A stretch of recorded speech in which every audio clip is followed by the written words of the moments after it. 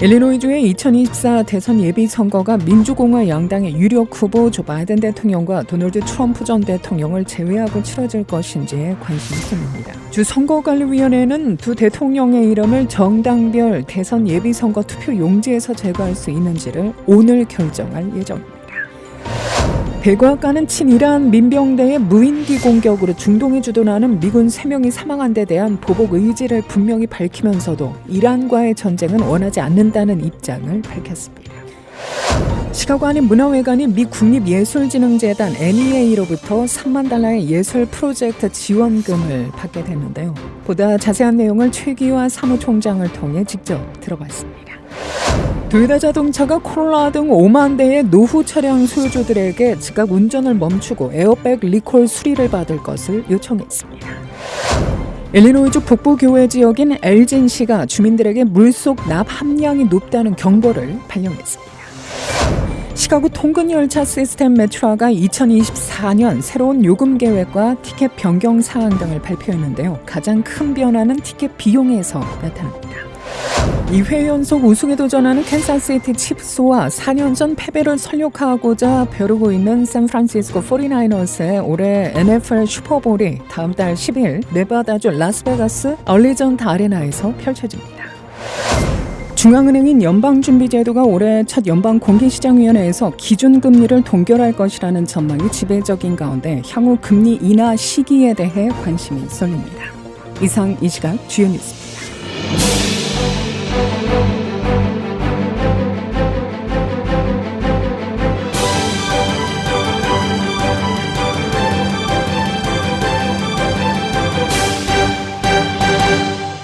일리노이주의 2024 대선 예비선거가 민주공화 양당의 유력 후보 조 바이든 대통령과 도널드 트럼프 전 대통령을 제외하고 치러질 것인지에 관심이 쏠립니다. 어제 시카고 지역 공영방송 WTTW와 팍스뉴스 등에 따르면 일리노이주 선거관리위원회는 바이든 대통령과 트럼프 전 대통령의 이름을 정당별 대선 예비선거 투표 용지에서 제거할 수 있는지를 오늘 결정할 예정입니다. 일리노이 선거안위는 반 바이든 성향의 유권자들과 반 트럼프 성향의 유권자들이 각각 제기한 대선 후보 자격 박탈 청원과 관련해 지난 주말 공청회를 열어 의견을 들었고 오늘 선관위원들의 표결로 공식 입장을 내겠다고 밝혔는데요. 반 트럼프 진영은 트럼프 전 대통령이 바이든의 2020 대선 승리 인증을 막기 위해 지지자들을 부추겨 2021년 1월 6일 연방의사당 난입 사태를 촉발했다며 공직자가 모반이나 반란에 가담할 경우 다시 공직을 맡을 수 없다고 규정한 수정헌법 14조 3항에 의거해 대선 투표용지에 이름을 올릴 자격이 없다는 주장을 펴고 있습니다. 반 바이든 성향의 유권자들도 같은 수정헌법 14조 3항을 근거로 바이든 대통령의 재선 도전을 문제 삼았는데요. 이들은 바이든 대통령의 국경 이민, 대외 정책이 적에게 도움이나 위로를 제공한 사람이 공직을 맡는 것을 금한다는 법 규정에 해당하는 주장입니다. 일리노이주에서 바이든 대통령을 상대로 제기된 두 건의 소송 가운데 한 건의 원고들은 바이든의 이민 대외 정책은 미국의 적들을 돕는 행위와 마찬가지라고 단언했는데요. 앞서 콜로라도주 대법원은 트럼프를 공화당 예비선거 투표용지에서 제외할 수 있다는 판결을 내린 바 있죠. 트럼프 측은 이에 반발해 연방대법원에 상고했고 연방대법원은 이르면 다음 달 8일 판결을 내릴 예정입니다. 미네소타, 뉴햄셔, 미시간주에서도 유사 소송이 제기됐으나 트럼프가 승소했습니다. 일리노이주 예비선거는 오는 3월 19일 열립니다. 미군 3명의 목숨을 앗아간 친이란 무장 세력의 공격에 이란제 드론이 사용된 것으로 보인다고 CBS 방송이 미 정부 당국자를 인용해 보도했습니다. CBS는 요르단 미군 기지를 겨냥한 이번 공격에 사용된 드론이 이란제로 보인다며 사이드 드론의 일종이라고 추정했는데요. 자폭 사이드 드론은 이란이 그간 러시아에 제공해온 드론이라고 CBS는 덧붙입니다. 앞서 지난 27일 시리아 접경 요르단 북부 미군 주둔지가 친이란 무장 조직의 드론 공격을 받아 이스라엘 하마스 전쟁 발발 이후 처음 미군이 숨졌죠. 한편 백악관은 친이란 민병대의 이 같은 무인기 공격으로 중동에 주둔하는 미군 3명이 사망한 데 대한 보복 의지를 분명히 밝히면서도 이란과의 전쟁은 원하지 않는다는 입장을 밝혔습니다. 시카고 한인문화회관이 미 국립예술진흥재단 NEA로부터 3만 달러의 예술 프로젝트 지원금을 받게 됩니다. 보다 자세한 내용을 최기하 사무총장을 통해 직접 들어봤는데요. 이 지원금은 문화회관이 2025년 6월 시카고 아트 인스티튜트와 공동 개최하는 한국 현대 도자기 전시회 Earthly Eloquence를 후원하는 데 쓰이게 됩니다. 명성이나 한국 전통 도자기에서 영감을 받은 현대 도자기 작품들을 선보여 미 주류 관객들에게 한국의 문화사를 엿볼 수 있는 기회를 제공한다는 계획입니다. 그랜트 작업이라는 게 그렇게 쉽지는 않아요. 이 NEA도 마찬가지로 저희가 두세 번에 걸쳐서 어플라이를 했고 그래서 이제 지금 받은 것이고요. 저희가 National Endowment for Humanities를 몇 년 전에 받았고 60만 불 그랜트를 받았는데 이번엔 또다시 National Endowment for Arts라고 해서 이번에는 아트를 포커스를 해서 하는 그랜트인데요. 그걸 받게 돼서 너무 기쁘고요. 이런 내셔널 레벨의 그랜트는 그 주류에서도 인정을 해주는 거고 그리고 우리가 받는 것에 대해서 축하까지 해줄 정도로 정말 이렇게 멋지고 훌륭한 그런 작품들을 저희 문화회관에서도 그걸 어콰이어를 하고 그리고 그것을 또 이제 익스비션을 한다는 것은 고무적인 일입니다. 최 사무총장은 1990년대부터 오늘날까지 활발하게 활동하는 50대 작가들 위주로 선정하고 있다며 이들 모두 현재 주류 쪽에서 활발히 활동하는 분들이라고 소개했습니다. 컨템포러리 세라믹 아트라고 해가지고 장르가 이제 마던한 장르죠. 옛날에 고려청자나 뭐 이런 옛날 그런 것이 아니고 자기 그 아티스트의 어떤 자기 개인의 그 아이덴티티를 나타내는 건데 그분들이 모두 다 한국 분이기 때문에 한국의 어떤 벌써 정치라든지 난리지라든지 환경이라든지 그것에 의해서 이제 1990년대부터 2023년까지의 보면은 주로 지금 50대 작가들이 많은 것 같아요. 벌써 이제 우리가 20점에서 40점까지 이제 생각을 하고 있는데 굉장히 활성하게 이제 벌써 작품 활동을 하고 있는 분들이고요. 벌써 미국 주요 뮤지엄에 작품 전시가 돼 있다든가 아니면은 거기서 컬렉션을 벌써 사용하고 있다든가 하는 그 정도의 레벨의 어떤 컨템포러리 아트 세라믹을 지금 준비를 하고 있습니다. 현재 이 프로젝트를 이끌고 있는 조계영 문화회관 비주얼 아트 디렉터는 이 흥미로운 프로젝트의 지원금을 최대한 활용해 의미 있는 경험을 창출해낼 것이라며 이를 통해 한국 현대 도자기의 아름다움을 더 많은 관객과 공유하는 계기를 만들 것이라고 자신했습니다. 문화회관에서 구입하는 한국 현대 도자기들은 문화회관 박물관에서 전시될 예정인데요. 전시 후 추가 구입을 통해 도자기 상설관도 운영할 계획입니다. 이런 준비가 모두 후세들을 위한 것으로 그들 자신의 컬렉션을 갖게 된다는 점에서 의미가 크다고 최 사무총장은 강조했습니다.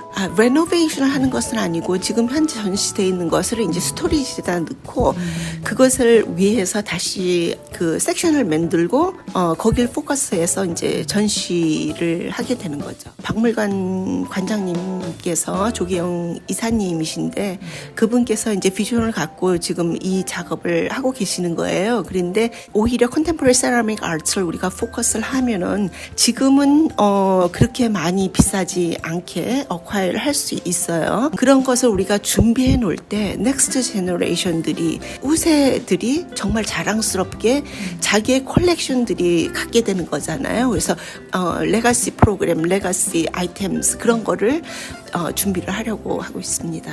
시카고 한인문화회관 김윤태 회장. 컨템포러리 세라믹 순수한 작품들 이런 거를 콜렉트하고 어떻게 프로큐어 해가지고 전시를 하고 소장품으로 갖고 있으면은 앞으로 세월이 지나고 50년, 100년 이렇게 지나면은 한국 고유의 그런 자기로서의 레벨을 갖추고 이럴 수 있어요. 세계적으로 알려져 있는 시카고 아트 인스티튜트하고 같이 이거를 플랜을 진행한다 하는 거에서 앞서 문화회관은 오는 6월 완공 예정인 비스코홀 건립을 위해 지난 2020년 또 한 곳의 연방기관인 NEH로부터 60만 달러의 그란트를 확보하는 쾌거를 달성하기도 했죠.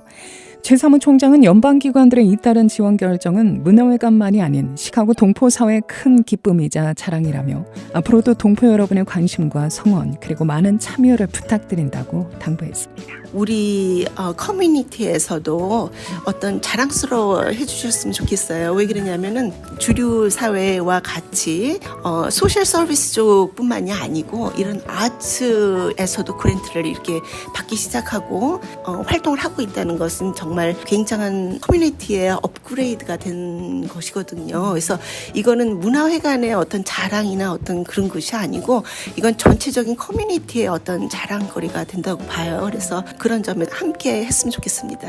비스코홀 건립은 서병임 비스코 회장과 그의 부인인 서민숙 씨가 운영하는 비스코 자선재단이 150만 달러를 쾌척해 시작한 프로젝트죠. 재외동포재단 지원과 한인동포사회 후원에 힘입어 400만 달러 프로젝트로 확대됐습니다.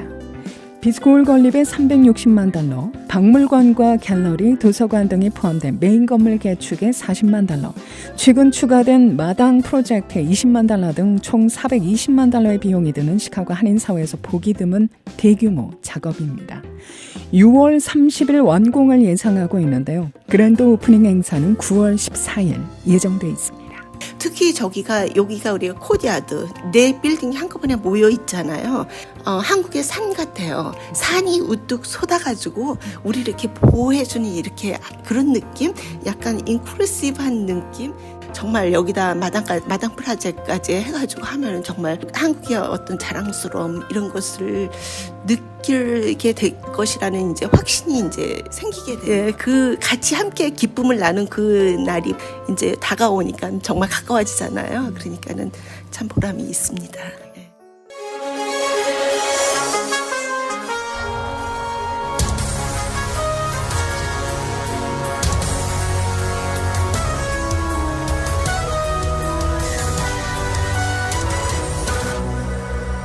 도요타 자동차가 코롤라 등 5만 대의 노후 차량 소유자들에게 즉각 운전을 멈추고 에어백 리콜 수리를 받을 것을 요청했습니다. 어제 SBS 방송 등에 따르면 도요타는 에어백 노후화로 인해 내부 부품이 폭발해 날카로운 금속 파편이 튀어 심각한 부상을 입거나 심지어 사망에 이를 수 있는 가능성이 높다고 경고했는데요. 도요타는 차량 소유자는 무료 안전 리콜 수리가 실시될 때까지 이 차량을 운전해서는 안 된다고 덧붙입니다. 리콜 대상 차량은 2003년에서 2004년형 코롤라, 2003년에서 2004년형 코롤라 매트릭스, 2004년에서 2005년형 라브4입니다. 문제가 된 에어백은 다카타사에서 제조한 에어백으로 이 제품은 충돌 시 에어백 팽창을 위해 휘발성 질산 암모늄을 사용하게 되는데요. 그런데 이 화학물질은 시간이 지나면 품질이 저하돼 금속 파편이 튀어 운전자를 위협할 수 있다는 겁니다. 일리노이주 북부교회 지역인 엘진시가 주민들에게 물속 납 함량이 높다는 경보를 발령했는데요. 당국의 오늘 발표에 따르면 최근 오래된 주택과 기타 건물에서 실시된 정기검사에서 기준치를 초과하는 높은 수준의 납이 발견됐다는 겁니다.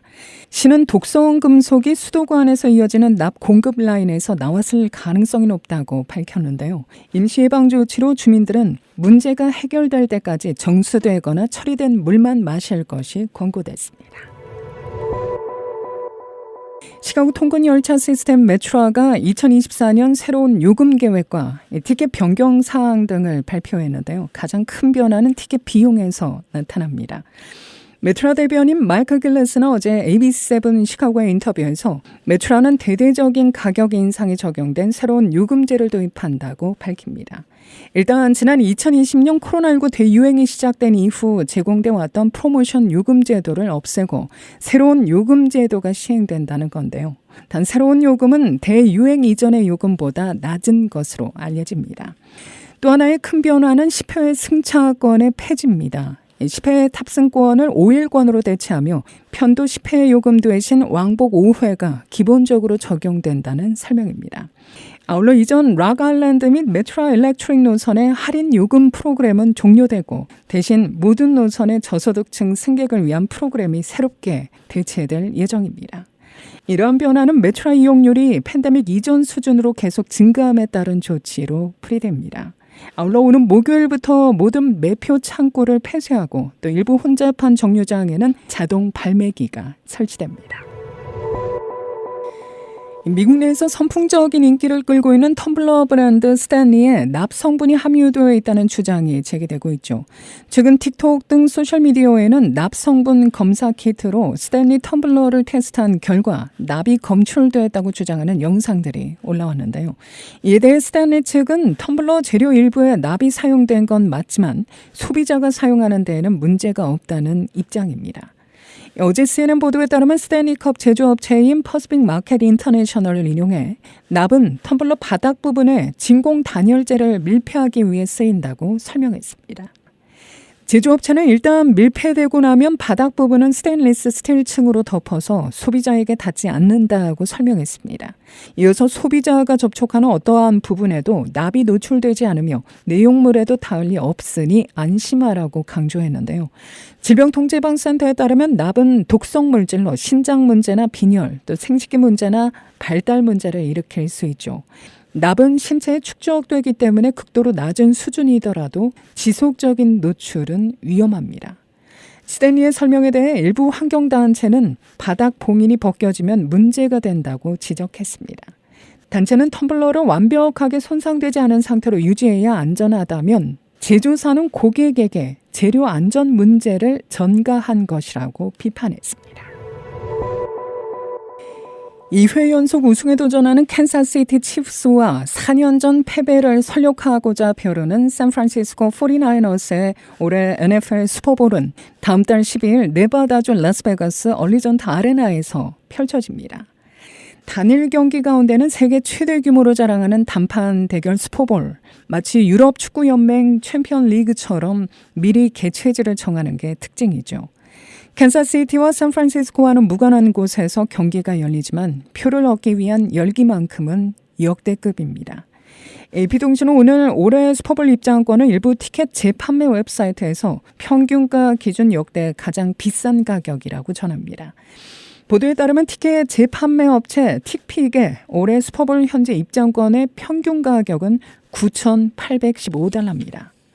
지난해 애리조나주 글랜데일 스테이트팜 스타디움에서 열린 캔사스시티와 필라델피아 이글스의 슈퍼볼 티켓 평균 가격인 $5,795보다 2배 가까이 큰 액수입니다.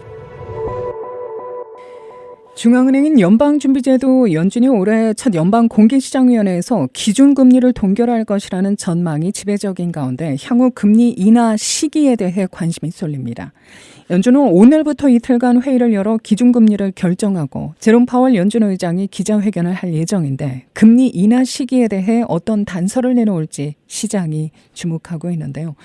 최근 발표된 개인 소비 지출 지수가 2년 9개월 만에 2%대로 내려가면서 금리 인하 기대가 커지는 가운데 노동시장과 소비가 금리 인하 기대에 제동을 걸고 있다는 분석입니다. 전문가들은 5월 금리 인하 가능성이 가장 큰 것으로 보고 있고 로이터 통신이 이코노미스트들을 대상으로 실시한 설문조사에서는 6월 기준금리 인하 가능성이 가장 높게 나왔습니다. 머스크 소유의 뇌신경과학 스타트업 뉴럴링크가 인간 뇌에 컴퓨터 칩을 이식하는 임상시험을 개시했습니다. 머스크는 이를 통해 생각만으로 휴대전화나 컴퓨터와 이를 통하는 기기를 제어할 수 있다고 말했는데 안전성과 윤리 논란이 이어질 것으로 보입니다. 머스크는 뉴럴링크의 첫 제품을 텔레파시라 불렀는데요. 뉴럴링크는 사지 마비 환자를 임상 대상으로 모집했는데 이번 첫 이식은 지난해 5월 식품의약국으로부터 임상 승인을 받은 지 8개월 만입니다. 지난해 6월 기준으로 가치가 $50억 달러로 추산되는 뉴럴링크는 앞서 안전성 논란에 휩싸이기도 했죠. 안전성 외에도 사람과 기계를 결합하는 것이 옳은지 등 윤리적 논쟁도 불가피해 보입니다. 오늘도 어제와 대체로 비슷한 날씨 이어질 것으로 예보됩니다. 곳곳에 약간의 이슬비와 눈발이 날리는 지역이 있을 것으로 예상되고 있는데요. 기온이 점차 오르고 있어 한낮 50도에 육박한 포근함이 계속됩니다. 오늘 낮 최고 기온은 39도, 밤 최저 34도, 수요일엔 내일 낮 최고 기온은 43도, 밤 최저 32도입니다. 이 시각 기온은 37도, 습도는 93%, 바람은 북서풍이 3마일의 속도로 불고 있습니다. KBS 모닝 포커스 데일리 뉴스는 최신 학문과 기술 연마를 통해 최상의 치료로 보답하는 김광수 지과 모든 보험을 원스톱으로 해결해드립니다. 한인사회를 위한 박상화 종합보험. 시대가 변하고 세월이 흘러도 영신이 추구하는 정신은 변하지 않습니다. 최고의 상품으로 소비자의 행복을 책임지는 영신건강. 혈액을 맑게 합니다. 성경을 바탕으로 만들어진 20년 전통의 유태인 코셔 인증 특수영양제 M3 제공으로 함께합니다. 진행의 김수연이었습니다.